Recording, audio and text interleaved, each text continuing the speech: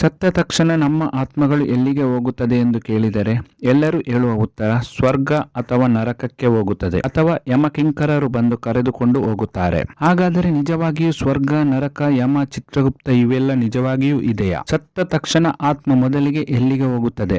ಈ ಪ್ರಕೃತಿಯಲ್ಲಿ ಊಹೆಗೂ ನಿಲುಕದ ಕೆಲವು ನಿಗೂಢ ಸಂಗತಿಗಳಿವೆ. ಇವೆಲ್ಲಕ್ಕೂ ಉತ್ತರ ಈ ವಿಡಿಯೋದಲ್ಲಿ ನಾನು ನಿಮಗೆ ತಿಳಿಸುತ್ತೇನೆ. ಅದಕ್ಕೂ ಮುನ್ನ ನೀವಿನ್ನು ನಮ್ಮ ಚಾನೆಲ್ ಅನ್ನು ಸಬ್ಸ್ಕ್ರೈಬ್ ಮಾಡಿಲ್ಲ ಅಂದ್ರೆ ದಯವಿಟ್ಟು ಈಗಲೇ ಸಬ್ಸ್ಕ್ರೈಬ್ ಮಾಡಿ ಹಾಗೂ ಮುಂದಿನ ಅಪ್ಡೇಟ್ಸ್ ಗಳಿಗಾಗಿ ಬೆಲ್ ಐಕಾನ್ ಪ್ರೆಸ್ ಮಾಡಿ. ನಿಮ್ಮ ಅನಿಸಿಕೆಗಳನ್ನು ಕಮೆಂಟ್ಸ್ ಮೂಲಕ ನಮಗೆ ತಿಳಿಸಿ. ಹೌದು, ಹಿಮಾಚಲ ಪ್ರದೇಶದಲ್ಲಿರುವ ಆ ದೇವಸ್ಥಾನದ ಒಳಗಡೆ ಹೋಗಲು ಎಲ್ಲರೂ ಭಯ ಪಡುತ್ತಾರೆ. ಒಳಗಡೆ ಹೋಗುವ ಸಾಹಸವನ್ನು ಯಾರೂ ಮಾಡುವುದಿಲ್ಲ.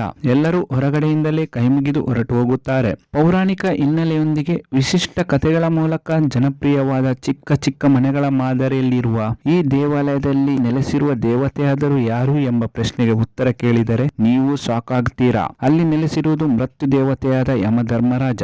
ಜಗತ್ತಿನಲ್ಲಿ ಯಮಧರ್ಮರಾಜನ ದೇವಾಲಯವಿರುವುದು ಇದೊಂದೇ. ಯಮಧರ್ಮರಾಜನು ತನ್ನ ಮಂತ್ರಿಯಾದ ಚಿತ್ರಗುಪ್ತನ ಜೊತೆ ನೆಲೆಸಿರುವ ಈ ದೇವಸ್ಥಾನವನ್ನು ಯಮಧರ್ಮರಾಜನ ಕಚೇರಿ ಎಂದೇ ಕರೆಯುತ್ತಾರೆ.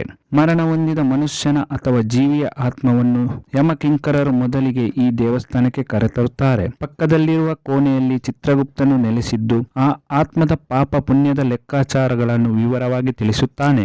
ನಂತರ ಆತ್ಮವನ್ನು ಕಿಂಕರರು ಯಮನ ಮುಂದೆ ಹಾಜರುಪಡಿಸುತ್ತಾರೆ. ಹಾಗೆ ಹಾಜರುಪಡಿಸಿದ ಆತ್ಮವನ್ನು ಆತ್ಮದ ಕರ್ಮಕ್ಕೆ ಅನುಗುಣವಾಗಿ ತೀರ್ಪನ್ನು ನೀಡುತ್ತಾನೆ ಎನ್ನುವುದು ಈ ದೇವಾಲಯದ ಪ್ರತೀತಿಯಾಗಿದೆ.